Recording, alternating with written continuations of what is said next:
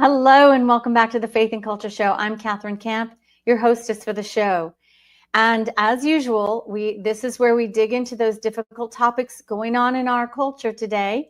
And we do this to educate ourselves because God did not call us to just sit around and do nothing. He also did not call us to just sit in Bible studies and then leave and not do anything to change the world. He said to build disciples. So in order to do that, we need to educate ourselves, to go into the world and have those very important conversations that count, conversations with an eternal perspective. And today we are continuing our series on education, the educational system in the United States of America, and why it is the way it is today. And I'm bringing back Taydus because she is doing so much depth research that it is amazing, and we're going to learn more. Last time we covered social engineering, and it was horrible, just horrible. So let me get Ann on here, and she is going to kind of lay some groundwork so that we understand, where did this come from? Why are things so corrupt? There we go. Hey, Ann. How are you on this hot day in Virginia? I'm doing well. So welcome back. And I'm so excited to continue our series here. I think this is part 4. I have to look. Yes, we're at 4. Yep. We're not even at 1900 yet. I know. We intend for this to go on until Ann is satisfied with educating everybody so that we can go and do something. And then at the end, when people have questions, I would love to have submit questions to you. Yes. Put something in the comments. Go ahead. Yeah, and we can, because that's what, sometimes I just want to go, and when I speak, because I'll be in Winchester Saturday for an Wake Up Winchester, and I love that group. They're so amazing, and I've been there like 8 times, but there's never time for an appropriate Q&A because it would really drag out forever. And so sometimes I want to go because most of them are like, they come every time, and I think I just might this weekend do a Q&A for the people that for 3 years have had these questions, or, so because that's so important. If there's something that you just didn't understand, or what do I do is really like the most question I get the most. Yeah, exactly. And I was speaking at a conference this weekend in Florida, and one of the booths next to mine was, they were training individuals how to run for school board and what to do once you're there. Right. So this is so important. And, a lot of people I know are grandparents, and they give the excuse, well, I don't have any children in the school system. I know I've said this before. People say it to me all the time, and I'm like, you're paying taxes. If you're a grandparent watching this, you're paying taxes. So all the more reason to make sure. With school board meetings is that if you pay taxes in that division, and really Loudoun's the only one in Virginia that makes you prove your address. Like I've spoken at other people's, but really is that if you pay taxes in whatever county or city you live in, whether you have children or not, whether you're a grandparent or not, your money is paying for this. So you have a voice. That's the way a constitutional republic works. You can go as a taxpayer who's educated, who has an opinion, who has just, your dollars are paying for the abhorrence that you see. And that's, Central Virginia has a really bad problem. I've been all over the state of not participating on either side of the aisle, really. And, but is that it's once a month and it's an hour or 2. And people say to me, well, I don't have time. And and the other thing is now that if you are a grandparent and you're retired, yes, what better time? That's the army I'm building, really, is that the people that are retired that feel they've been called, but they haven't had their purpose. And because when I walk into a room, like a breakfast club in Tidewater at 8 a.m. or something, and it's a room of people 65 and older, it's almost a relief. And I'm 45, because these are people whose parents were like the great generation. They fought the wars. Their parents survived. They still washed, like my mother, they still washed the aluminum foil because their parents lived through the Great Depression. They were children during these times. It's like, these are people who understand what resilience is, what they say they're teaching our children. But yet we have the most mentally unhealthy, unstable, undisciplined children ever. They have no coping skills, but that's what they say they're teaching them. And so it really drives it. More people don't ask the question of how long are we going to bullying? How long are you going to say you're going to do this, then do more? And it's only getting worse before we start to examine, what are they really doing? But frankly, Anne, I don't think that we should be allowing strangers in schools to be teaching our children coping skills. We need to do that. Federal law, not just federal law, but the Constitution, American jurisprudence, they're not supposed to, but we've locked ourselves into this mentality where it's like, I tell people every day, you're not free. You don't live like you're free. If you believe that you have to send your children to government education and you have no say in what they learn or what tests that they take, you've lost the sight of the American experiment. And I say this with no disrespect, because all I had was the question of, wait, we're supposed to be the freest nation in the world almost 4 years ago. Mm-hmm. How are they? And they talk about equality and all children everybody's equal. They're not equal if my straight child is being ignored, or their feelings or their beliefs. Is that you have to start examining is that the words that are coming out of their mouth for the child is like the political slogan, and that makes people go, okay. And we have to start saying, no, which child? Which one? Because we've created protected classes. When they talk about bullying, they're not talking about straight white children. They're not even really talking about black children now. Is that they're not talking about the historically marginalized that they say they speak of. Is they're talking about a protected class of gender dysphoric children that they're grooming in schools. That's Title IX, which is the only federal vehicle for all of the children being raped by teachers and staff in our schools. Just had another one come out. Title IX it had evolved into a sports vehicle to protect women in sports. Its original reason is sexual harassment and sexual abuse. And so every division should have a Title IX coordinator, so that if you hear of third parties, is that if you hear of a child that has been abused in the class, you can call CPS, the sheriff's department. But Title IX is the only federal vehicle, without creating a different code in your state, that protects these children. And people talk, and so once a week and people think I'm just being, ornery, or I'm just being, I just want to, get in a fight with somebody. But I tell all of these huge national organizations, Title IX is not about sports. And it encompasses it, but its origin is not about sports. But nobody wants to get into these really uncomfortable areas.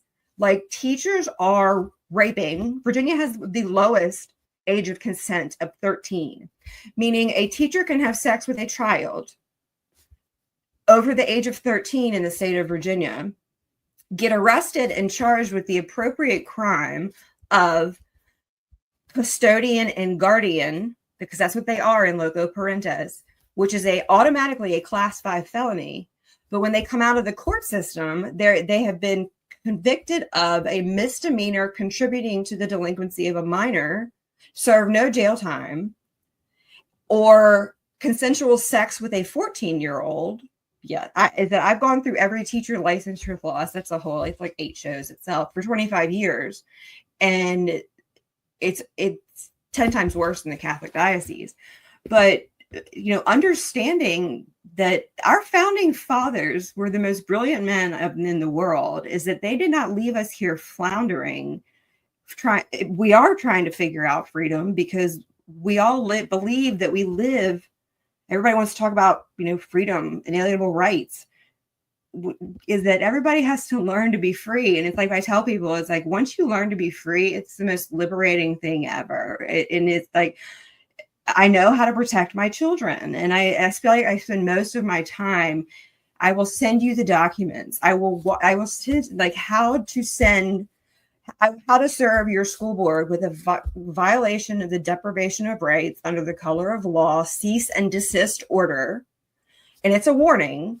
And then I have the court documents with the American jurisprudence to send directly to the Supreme Court because it's a constitutionally protected right.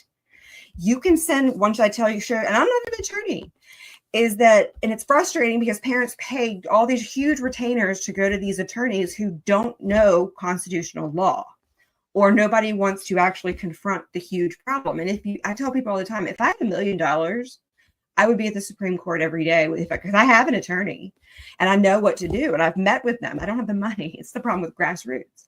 But it's okay. We don't really need that. I like what you're saying because it's like we have the right there's opt-outs, there's federal law, there's the Office of Civil Rights, there's Jason Miars, the AG has an OCR complaint. Your civil rights matter. Your children's civil rights matter. And if very much, I will walk any parent through, any group through. I will Zoom you in. I will come to you.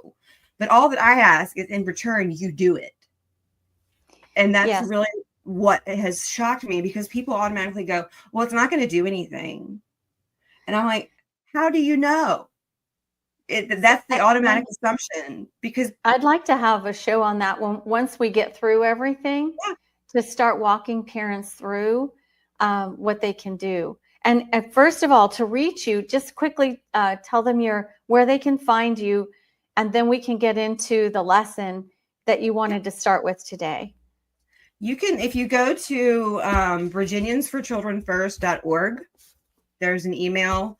If you go to Know Your Rights on my nonprofits page, it has almost every link of what and then if your school, it's required per Virginia code and federal law that your school, they notify you at least annually.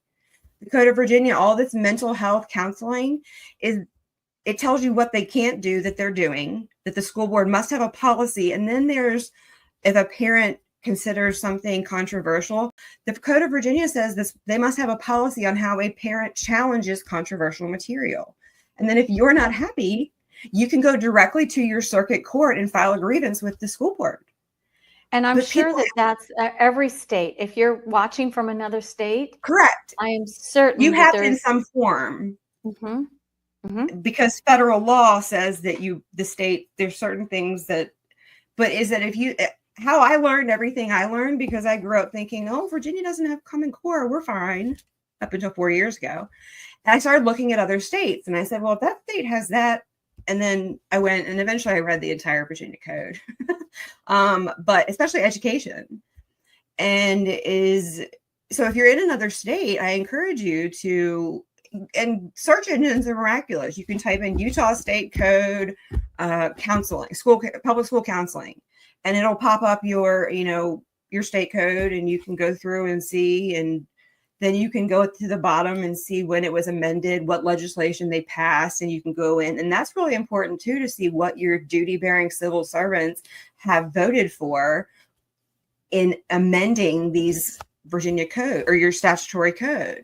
And I tell people all the time, real quick, is that your statutory code is not the law of man. The law of man is the Constitution. That is what rules. That is the law of man. Those are unalienable rights. No code of Virginia or the state that you're in can violate your constitutionally protected rights. There's about 100 years of American jurisprudence that says if they do, it's automatically null and void. So understanding how a constitutional republic works is so important. Yes. It is. And I just interviewed a gentleman. We've done a series as well on the Constitution. And he was saying the exact same thing, Amendment 17, and how we do have rights, but we have to know them. Yes. And ignorance of the law is no excuse. Get busy. This is important. Our children are the next leaders of tomorrow. Do you want them to be a bunch of wimps and just bend over backwards, or, just fall into the new world order without even questioning things? That's a scary world. We're already in it. All the time. I'm like, the United States v. Minker is one of my favorite cases because they literally tell you in that case, and they say is that oftentimes deceptive politicians, in a nutshell, will tell you that codes, regulations, mandates, et cetera, and because of this stupidity or your lack of knowledge regarding your rights, you hand them over. It's one of my favorite cases. Like, a code is not a law. A regulation is self v. re. It's like, and they're like, "Are you an attorney?" And I'm like, "No, I don't think that I'm a better attorney than anybody who actually is an attorney, because you don't have to be an attorney to understand and fight for your rights." That's one of the things you don't, is that, and when parents say, "Well, what is it going to do?" I don't know. Well, how about, I've worked in 66 divisions. How about 20 of us go to the same day and file at our circuit court with about 10 parents from our division on the same day, or tell our school board cease and desist on our deprivation of rights under the color of law, because that's a civil right of action, meaning your school, they do not have qualified immunity. So your school board member does not have, they are a human. They are not a body republic, meaning their house, their boat, their lake house, whatever they own, you can take from them for taking your rights. That's right. And you can. And that's what I think we need to start doing. But, Anne, we're going to run out of time. We need to get down to the basics. Yes. I want to have this conversation once we get to that stage. Yes. But how did things get so messed up is where we wanted to start today. Anna's going to lay some foundations for us to understand why and how did things get to the point where they are. This is insane what we're going through. It has been extremely planned out. Yes. And last time we met, learning everything about the social emotional learning, it's none of their business. Correct. That is the family structure, your church, the people that you bring your children up around. It is not up to the school system, public or private. And I'm going to say this right now, and probably many times again. Private independent schools are not always the answer. No, they're teaching frenzy, which is their biblical social emotional learning, which is impossible because it's secular and it's atheist. There's a James Lindsay and I believe Child Protection League. He actually wrote, it's called Frenzy. So when you're going to look for private schools, that's one of the main, do you have friends? And then data, technology, computers. I mean, there's so many questions in vetting a private that are so important. Must vet it, because they are not the safest place. You'll end up paying I've seen it firsthand. Public school, really. Like it's like the safe blanket that something's different is worse than knowing where you are is a problem, is what I tell people. Like, that's even worse, that thinking that you're getting better when where you were, you at least knew what you were getting.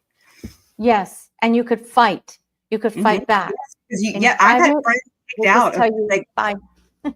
They've complained because they're giving their kids mental health. They're paying. And they've literally said, "Thank you for being here. Goodbye. Take your children and leave." They can do that. Yes, and they do. I've seen it happen. It almost happened to us, and I just had to say, God, it's whatever you want. If you don't want them here, fine. If they're here, they're going to be Daniel. I will learn to be a homeschool mom as of today, is like how I look at everything. Mine are at a great one now, but they're trying to there's only about 10% that aren't compromised. Every day, it's like every year we start, I'm fully prepared to yank both mine out should the day come. And as a parent, that's why I had children, is to raise them. Not to give them to the government to raise, or some ideologist with, perverse ideologist of secular humanism pretending to be Christian.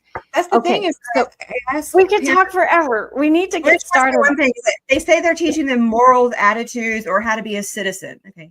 If you are a godly person who goes to church and believes they have a God-centered worldview, how do you send your children into an institution that's teaching them morals, attitudes, beliefs, values, or even how to be a citizen in a nation where our rights are derived from our Creator?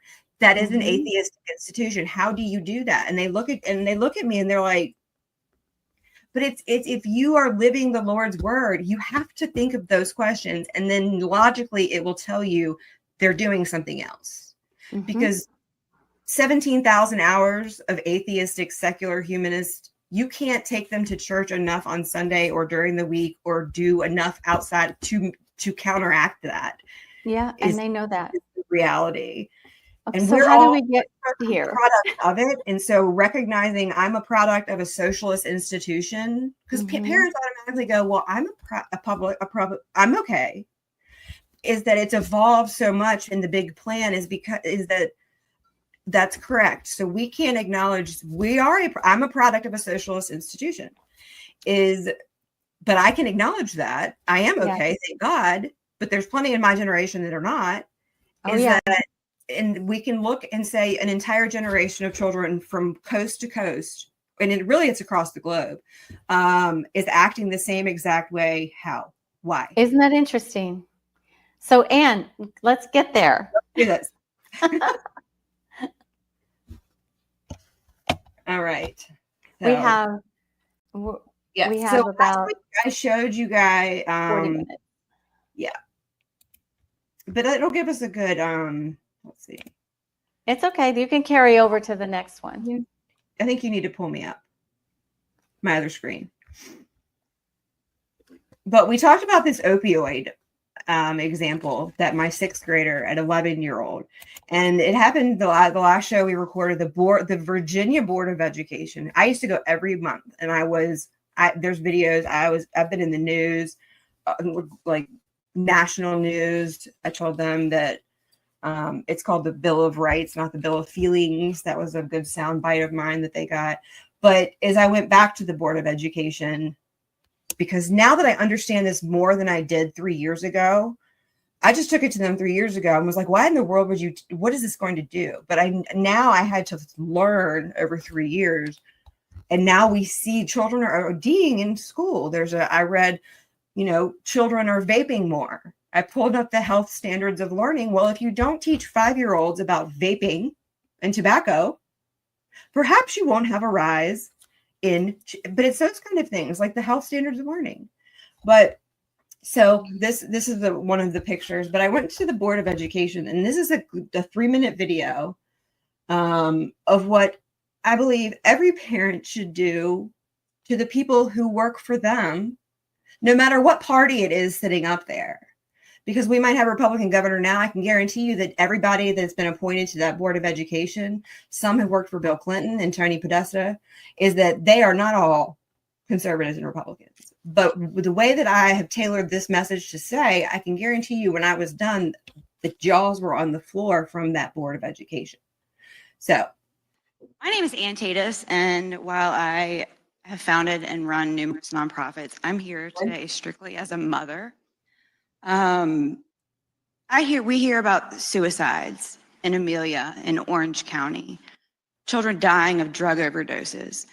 We're looking at the wrong answers, and we're looking at the wrong solutions. There's so much evidence out there. Anybody in the medical community knows that in order for something to have the potential to do good, it has the potential to do harm. There is an iatrogenic effect going on, an unintended consequence of a medical treatment. So when you give universal medical mental health care by untrained, not counselors, not psychologists, teachers, to all children, what are you going to get in return? A medical term that has long been known, an iatrogenic effect. There's also something called the treatment prevalence paradox. The more we give, the worse it gets. Never in medical history have we given more of anything, and the worse it gets, we keep layering it. Bullying, not getting better. Let's do more bullying. Now they need mental health. Now they need restorative circles. Now they need trauma care for children who aren't traumatized. We're looking at the wrong thing, and children are dying. As a mother, I had to show you what this looks like. My daughter in Chesterfield County, this was put into all 8 middle schools in 6th grade, okay? First, they taught her the names in an opioid module. Codeine, fentanyl, hydrocodone, morphine, oxycodone. 11 years old, right? Completely oppressed. Really going to stop a problem. By the way, DARE was proven to make the problem worse about 30 years ago. And then the slides, methods for use, crushed up pills with dollar bills, foil, and how to smoke it. Once you know the name, an 11-year-old has been desensitized to orange bottles. Then they sent her home with an assignment. Use Google search to find an image of a medication that can be found in your home.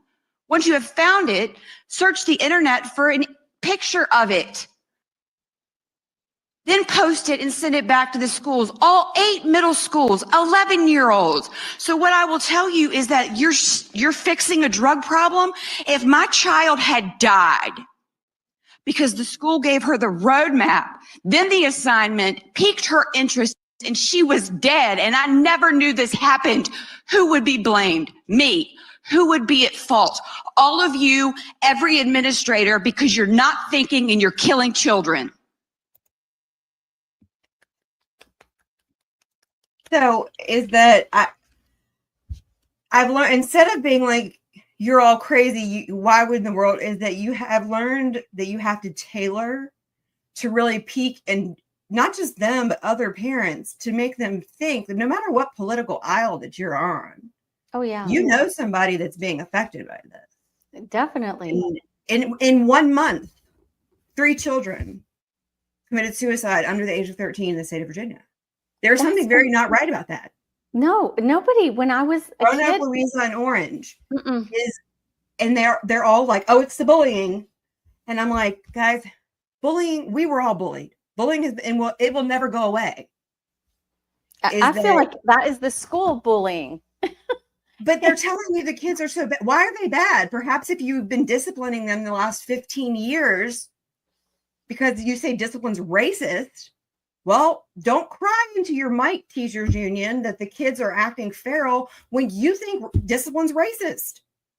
It's so multifaceted, but you have to look at it and be like, okay, they've been telling they're going to fix this problem. And an interview I did last week in the terms of guns. If the government was to say to you, we're going to come get your gun once a day because parental rights, constitutionally protected. Second Amendment rights, constitutionally protected. One's just tangible, and one you kind of have to, as a parent, you have to figure it out. Is if they were to say, we're going to come get your gun every day, and we're going to clean it for you, give you new ammo, and we're going to drop it back off. And that sounds crazy, right? Well, when government schooling started, they fought it because it was crazy to them, because for all of human history, government schooling did not ever exist, ever in 4,000 years.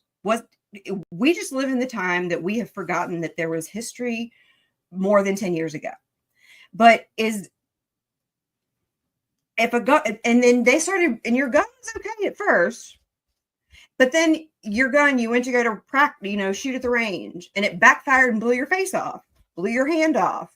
Or if they brought, a gun and they had changed the whatever sight on it, how long would you keep sending your gun to the government to be cleaned and taken care of? And and I don't know how that came to me, but I had to figure out a way to make people see it differently. And that is really a good analogy. Yeah. Nothing. It would blow your hand off once, or you would hear about the government cleaning somebody's gun once and their hand got blown off. And people would say, I'm not sending my gun. Why in the world would I send? Nope. Yeah. But we keep sending our children. Yeah. And we keep seeing bad results, and it gets worse. There were problems when I was in school way back when, but not anything like this. Right. Nothing like this. Nothing. It's like, it's everybody, wherever you live. Like, I've talked to people who live like the New England states, like Dr. Our friend, with Virginia Medical Freedom Alliance. I think she grew up in like Iowa or Idaho. And she was telling me about this example where and this was in the 60s or 70s, because she's older. I was born in 80, that they had an exercise they had to do. Everybody's in a boat, a lifeboat. And as a child, you have to decide who has to go die. It's like a moral exercise. Who is worthy of living in the boat in the 60s and 70s? And she's the medical freedom person. I love her to death. But it wasn't until she was like, I had to do that. Well, that's what values clarification, death ed, moral. They're saying they're teaching morals to your children. That's what they're doing. And this is now, 60 years later, 50 years later. So I look back, and if you look at I have a 1956 civics, 8th grade civics report card, and none of us could take it right now. So when you look at my education's wonderful. Well, if I gave you this 1956 8th grade civics test on the Constitution, has it been wonderful because you're functionally literate? Like, if we look back on what children knew in 1956 in 8th grade, I mean, is that you look at that and you're like, okay, well, wow, what? And I'm one of those people, I want to learn, and I just have that desire. And that's what children, if you don't know it, you should want to go learn it. And because we can't all know everything, but you have to have a foundation of knowledge, which is what they're completely missing out on.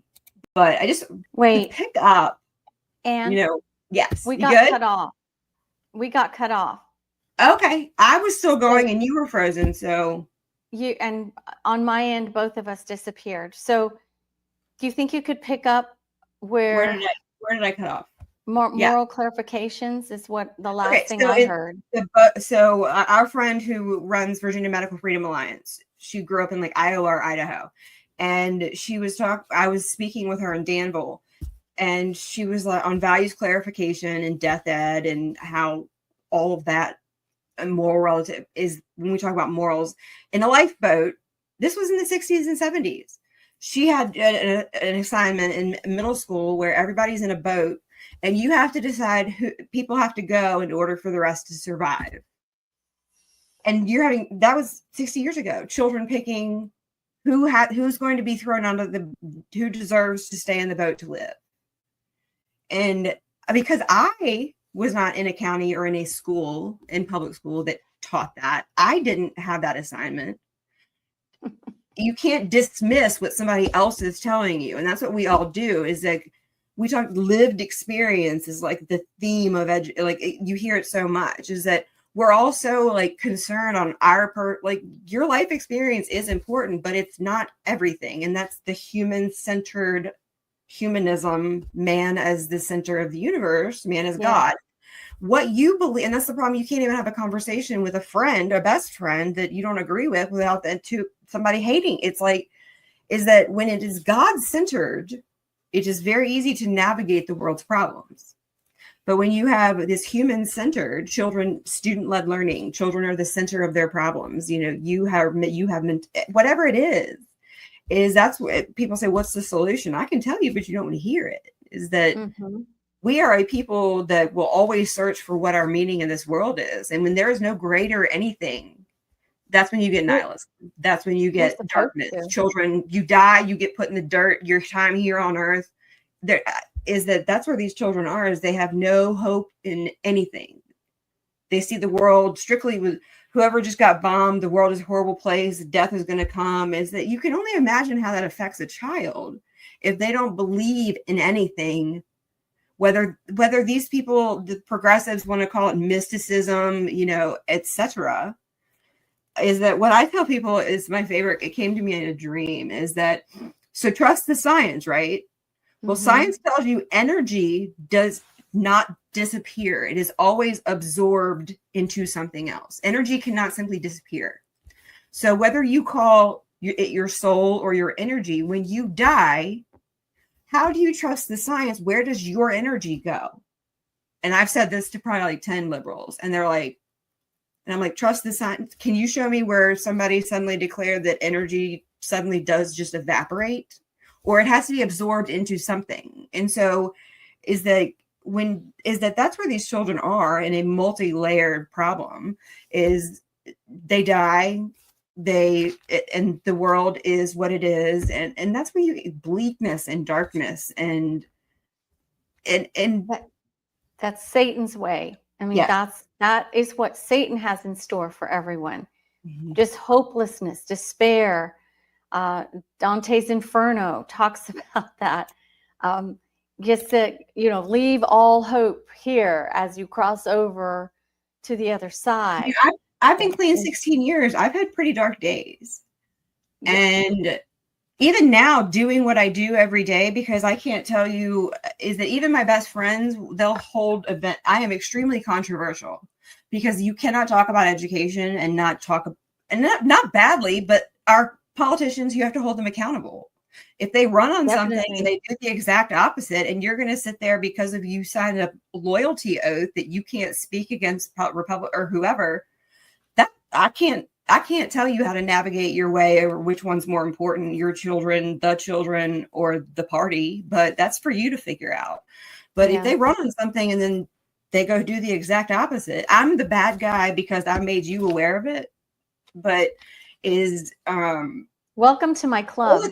But I have dark days because, Jordan Peterson is wonderful at explaining how extremely intelligent people who do speak out, it's a very lonely place to be. But when I have those moments, I pray and I remember, the big lion I'm leaning on every day of my life. And I have my beautiful children, and I do a gratitude list like I did when I first got clean. And I have a roof over my head. I have so many beautiful things. If I die and all the Republicans and, Democrats hate me, I'm okay. Got my children. This world is a beautiful place, and there's more to life but what is not more is that what it comes down to is whether you have children or not, yours are grown or not, is that this constitutional republic will cease to exist in 5 to 10 years because of the ability to replicate. Is like what people need to understand is it's beyond you. If you want your children to be free, you need to figure out how to get away from, I can't speak out against the party I'm a member of, because then you start going into, if I can't speak out again, you get into totalitarianism. I mean, is that a dictator is a dictator. It's God over government, not God over the Republicans or God over the Democrats, God over government. Yep.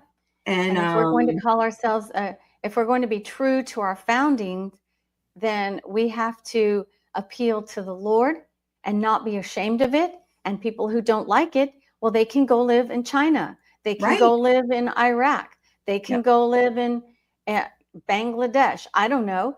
But we were founded on recognizing who the God of the universe is and asking him to bless everything that we do here. And if people don't like it, then go somewhere else. Yeah, it's but don't try to fight us and I tell people that everything. That's not the foundation of this country. You and your Antifa shirt, you want to be a socialist, go to a socialist country. You're in the wrong one. There's plenty you can go to. There are. Argentina will accept you with open arms. Venezuela, go. You want to murder babies? Okay. Well, here it's life, liberty, and the pursuit of happiness in that order. Your liberty or your freedom to do what you want never comes before a human life. That's how basic it is. And they go, well, I mean, there's no ifs, and when you start going ifs, ands, or buts, I mean, no, it is not, you do not rearrange that. And then the arguments become like, it's not personal. It's this nation and being free. Yeah. You know what I just thought? Go to Australia. It's a socialist country. And then try doing your little protest there. Let's see how far that goes. Right. Is that your ability to protest, your ability to protest and all your free speech that you love so much when you have no kings or whatever you want is that, guess what? That inalienable right is individual, not collective. And it is endowed by our creator, not God, a creator, because the founding fathers knew, they didn't say, even though the Supreme Court has said that this is a Christian nation, but the founding fathers said a creator, because this Constitution is for a moral and religious people only, not Christian. They knew that in all of history, you have to have a foundation beyond yourself. And I told them, you have to pick one. So you can either get rid of my creator, or you can get rid of your First Amendment you're out here so freely expressing, but you can't have both. Those days are over. You got to pick one, because the right to do that is that collectivism, socialism, communism. So when you start talking about the group, so when you start talking about these, gay rights or, LGBTQ rights, is that those are, no, we're a nation of individualism. We are individuals. We have individual rights. We do not have group rights. And it's when you understand how this nation is set up, everything that you probably are so exasperated because you're trying to reason with people who can't be reasoned with. And people ask me regularly, well, what do we do? The Constitution. The only way through this is, they won't listen to it. I bet you if for 5 years we mobilized and we were relentless in holding these people accountable through the vehicles, that after 5 years, we would look back and be like, God, remember when we started doing that? It was exhausting. Yes, it was. But look what we're doing now. Is that everybody wants immediate gratification that what they did works. And that's not, is that how do you vote your way into communism? How do you get out? Yeah. Well, we're like on the verge of that. And so. Yes, I was at the conference with the last speaker was Patrick Byrne. And if you've never heard him speak, he knows what the CCP is up to. He spent a lot of time being educated in China. And just as a college kid and learning Chinese and learning about their history, and it might have even been earlier. So he will tell you, first of all, and he knows what's going on. Yep. He has worked closely with intelligence of the United States, and he knows we were hanging on a thread before this election. We're still hanging by our bloody fingernails. We were this close to becoming a totalitarian country and not having any rights. And he even talks about, people should go watch his clip. It's what is Stay it Awake again? America. Is it on here? Or? Yeah, it's on Rumble, Stay Awake America tour. But he talks about this. The second time I've heard him, and he gives a little bit more information or something different every time I've heard him talk. We were so close that even the high-ranking Chinese officials, they had released deeds to homes and really nice homes around the country.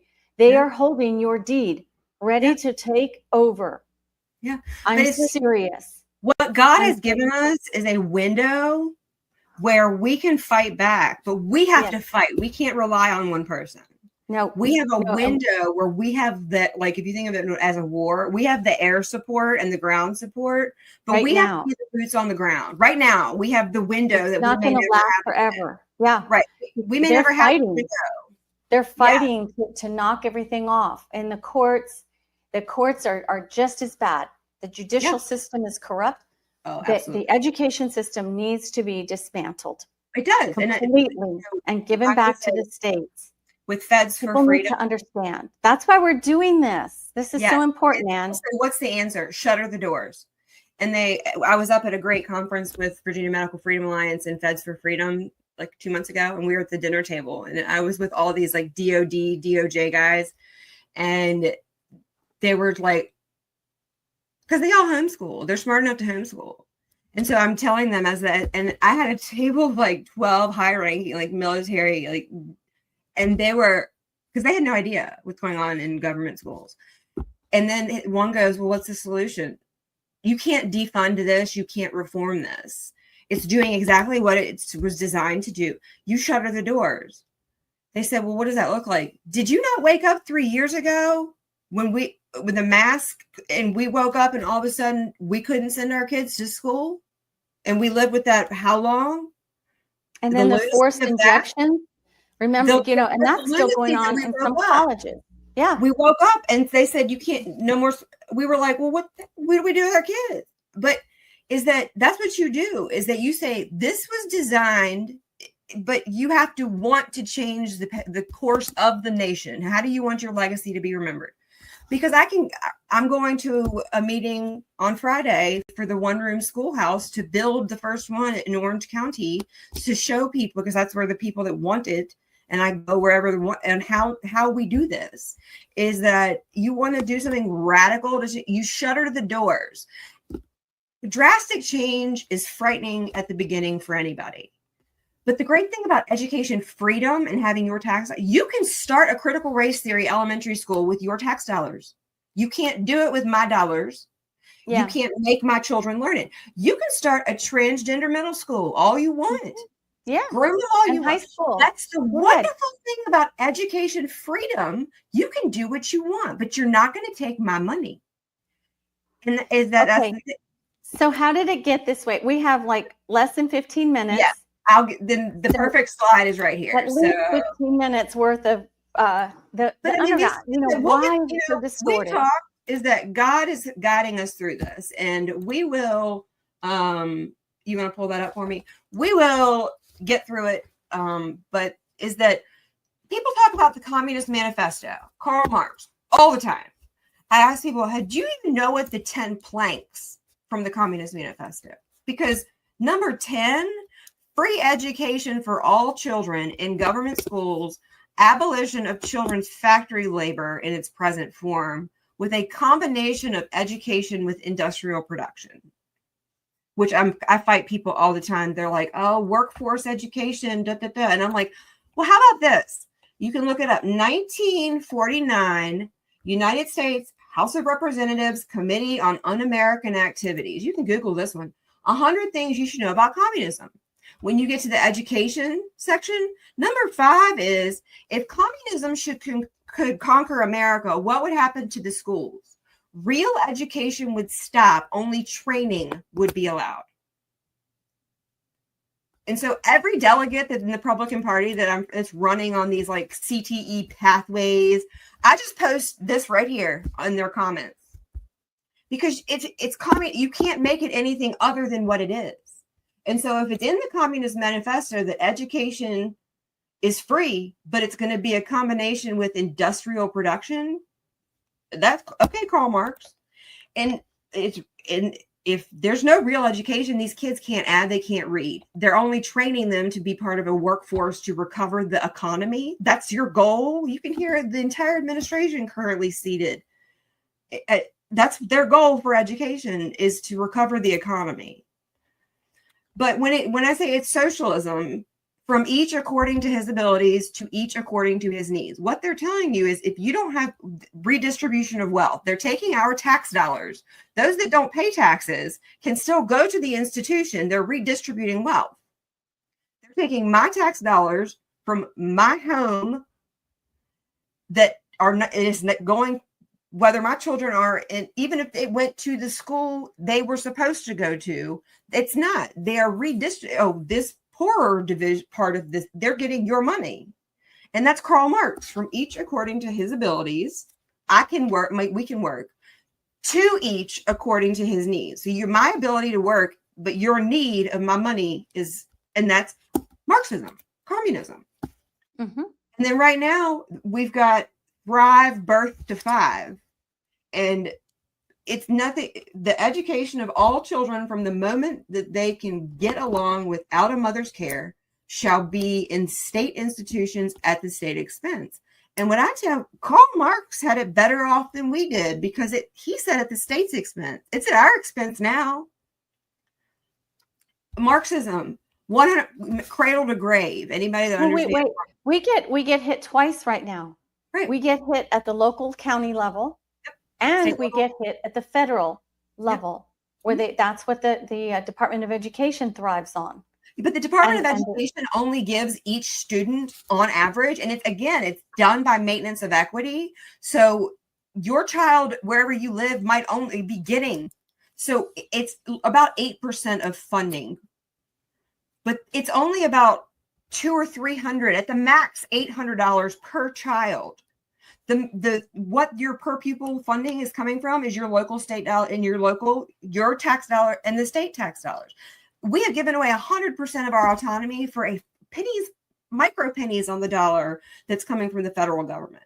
Okay, and you can pause there, please, and tell us, what is this Thrive to 5, and why do they want children so young? Why did Karl Marx suggest this?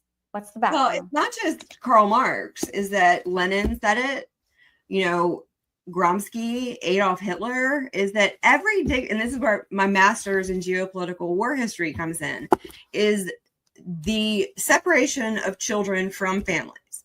They said that they were doing it so that children didn't have to go to work in a labor condition with their parents because it was unsafe. Was it? But the true intention was to separate the child from their family.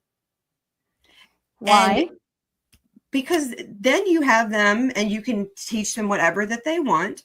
That's right. And you drive the wedge. That's how you end up in a Maoist China where children are reporting on their parents. Yep.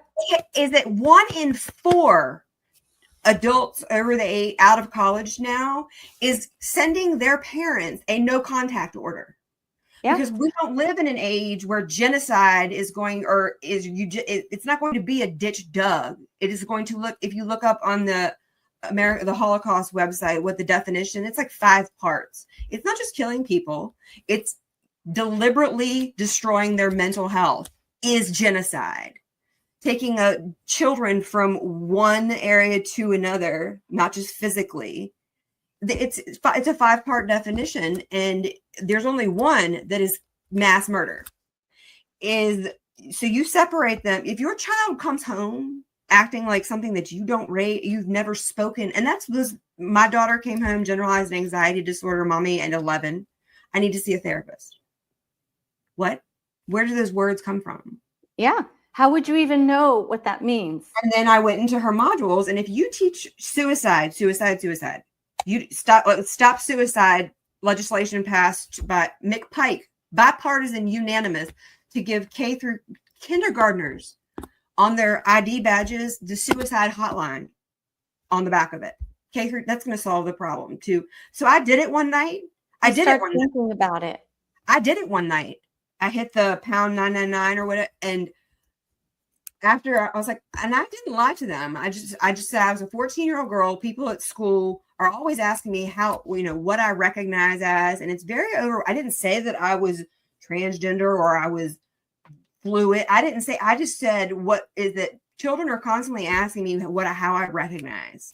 And I don't really know if I can talk to my parents about this. And I even said, they're upstairs. Am I allowed to be calling you or texting you? Like, I was very leading to see what happened.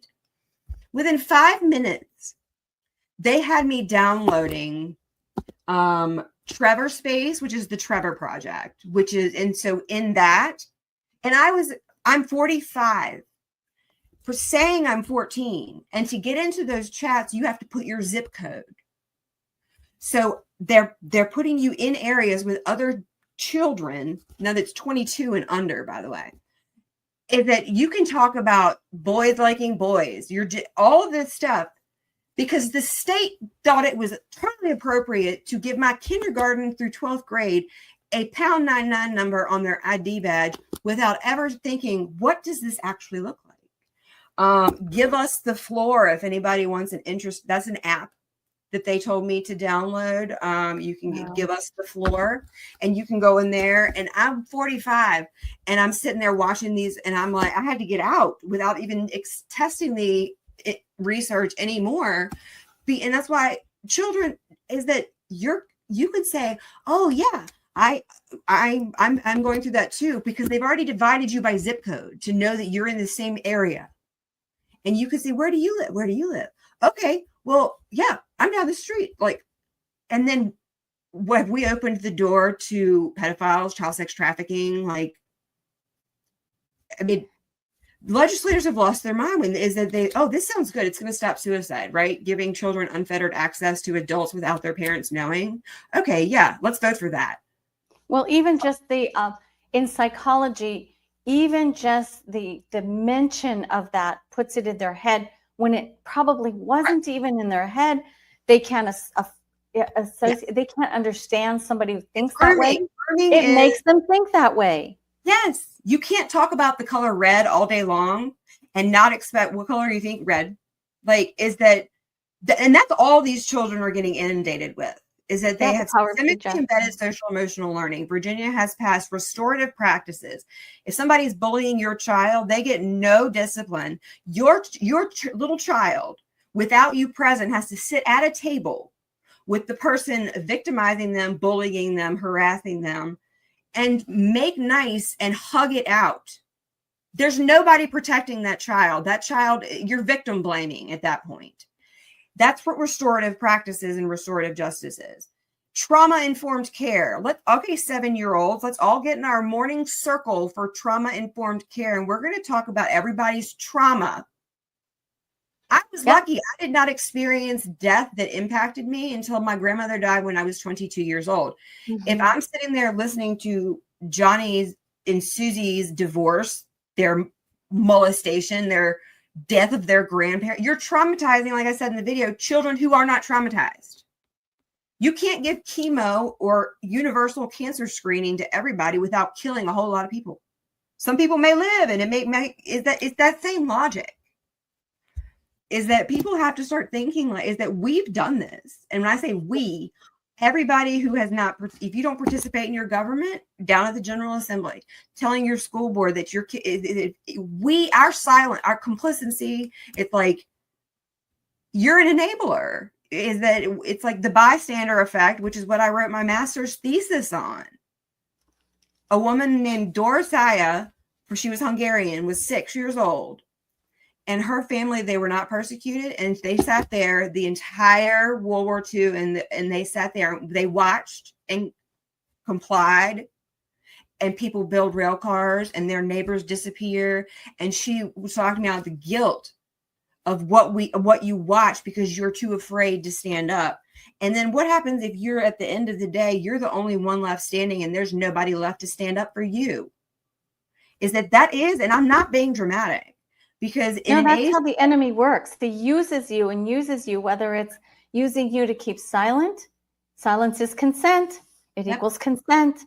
They do it to me all the time. You're crazy. You're that's your only response to everything I just went. That's when you know that, or they call me crazy eyes. I have blue eyes.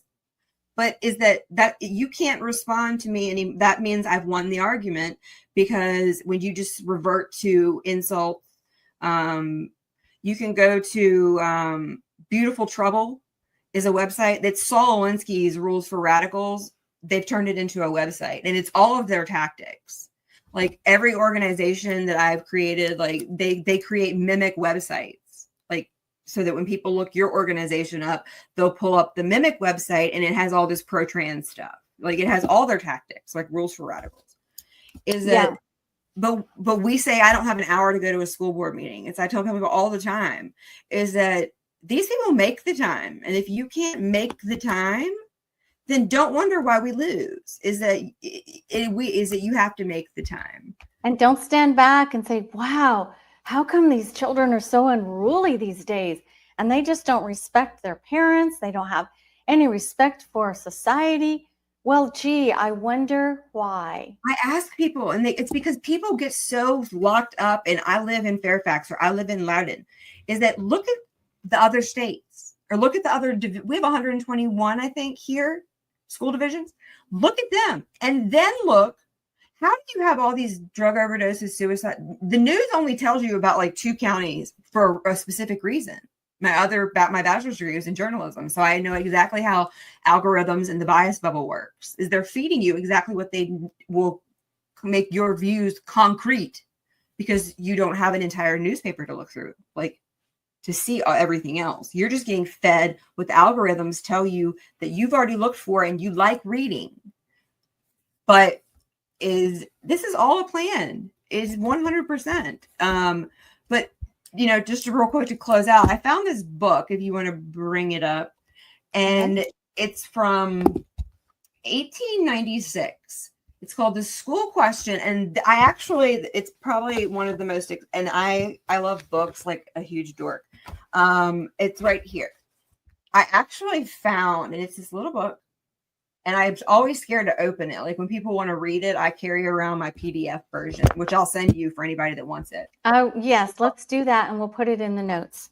Poison drops in the federal state the school question from a parental and non-sectarian standpoint. I can honestly tell you, I was probably looking for something 8 subjects off of this one when I ran into it. But as a researcher, and that's why I have like 18 hard drives of research. It's written by Zachary Montgomery, who was Herbert Hoover's assistant attorney general. He was in California. And he was, I think, a superintendent, and he was like a senator. But is that in this book, immediately the first thing I saw was it is a comparison in the New England states who had compulsory education, while the southern states, and they always mentioned Virginia, the southern states were still being parent. They did not have Horace Mann forcing government schooling yet. In the South. Now, if you don't understand what Horace Mann is, I think we covered that in our first or second session. So please go back and understand what that is. Horace Mann is known as the father of government schools, and he was the one who charged ahead, and he led the movement. And then we're going to probably not this, obviously, next show, we'll get to John Dewey, who's the father of progressive. But the reason we have government schools, which had never been done before, is Horace Mann. And so this book, as soon as I opened it up, he compares, it says, see North American Review, 1880. Sorry, this book, it was 1886. I don't know if I said 1896. But so he compares the crime rate in Massachusetts and then Virginia, the crime rate, and it's 1 in 649 people in compulsory education, New England states, was a criminal. 1 in 6,500 in the southern, in this particularly Virginia, but overall it was comparing New England and the southern states. And then he gets, I think Virginia was all the southern states back then, and it was just a bigger, massive land. When I say that we are the mother of states, and states, it hadn't been broken up. We birthed the nation, but literally. Like, we are the mother of statesmen. Like, we had a constitution weeks before the Declaration of Independence, which people look at me and go, we had what? Yeah. A state constitution. And everyone has one now. Yes, but it was every state has what they did to create the United States Constitution. It's like, but right here, this is another one. And so he says, where the state controlled education, suicides. And then on the other side, where parents controlled education, suicides. Maine was, I think it's like 1 into every 19,000, New Hampshire 1 to 10,000, Vermont 1 to 15,000, Connecticut 1 to 16,000. And then over here, Maryland, which he was still considering a southern state, is 1 in every 49,000. Virginia, 1 to every 53,000. And this is in 1886. I was like, God, did you send me this book? Seriously, because this is what I talk about all the time. I think he did. But is that, so the aggregate number between where states controlled education, the suicides, was 1 to every 13,285. And where parents controlled education, the suicides, aggregate was 1 to every 56,000. And then you look and go, my God, what's happening now? Well, you sealed this unconstitutionally because the federal government still can't control education. But this is that, and I'll send you the PDF and everybody can go through it. But I just happened to Google it, and somebody on Amazon had this little friend for me for like $20. It was like the greatest day ever to actually have. Oh the my book. Goodness! Yeah, God sent that to you. We get the old ones, but when people want to open them, I keep them in the dust jacket. I'm like, no, I can show you the PDF, but I just have to have the actual evidence. But it's Zachary Montgomery, the whole book, and it's probably easier to find it by looking at poison drops in the federal Senate, but it's the book, and it's all the rebuttals and the letters that he got from across the nation or other senators who were saying that we need this. And it's political poison in public school books. But it's the political state as a teacher of morality, why that's the problem. And it's like one of those moments where I don't ever really question, because I know that I'm on God's mission to do this, but it's one of those moments where I know exactly what I'm talking about. And it's very rare that people knock me off, like, or I'm not fully prepared for. But when your own people don't support you, you have to lean on God. And so it's like but this is one of those. It's one of the, like, my own people don't want me to. Okay, well, that's fine, because I don't want to be anywhere I'm not wanted. But is that I know who I'm saving, I know who I'm fighting for, and I know at the end of the day who I will answer to, and I'm totally okay with that. Like, give us your contact information one more time, and then we will follow this show with another segment. This is going to go on for a while. My office is at Virginia Christian Alliance. I just got an email, so it's Ann at vachristian.org, which is, I'm trying to like get like one email, like, and so that one's very easy to tell people. But you can, if you're on social media, my Facebook and Craft is public, and is that you can message me there. You can reach out, is that probably half the state knows my phone number because I give my cards out all the time. I'm not going to give it out on here. No, don't. If somebody was to message me and I can verify who they are, like, is that I'll talk to you for an hour. It's like, you don't have to be a somebody or irrelevant to anybody. If you're a parent from wherever, and I've helped other states understand this stuff, is that that's what when I say I do this all day, like, is that I'm on the phone with somebody who needs something, or I'm trying to, like you said, school board members, getting them before they get behind that dais. Same thing I'm working with the delegates now before they get in that General Assembly, because once they're in there, if you have not laid the foundation for what truth is in education, they will be swayed like this. And our house of Republicans compared to how these freshmen that came in 2024, it's not the same house being led by LaRock and Freitas and McGuire, and it's not. Like, about half of them have gone to vote with the liberals because they don't have that strong leadership anymore. And wherever you are, it doesn't just have to find out who your delegates are. And start and how they vote. Thank you so much. I'll see you soon. All right.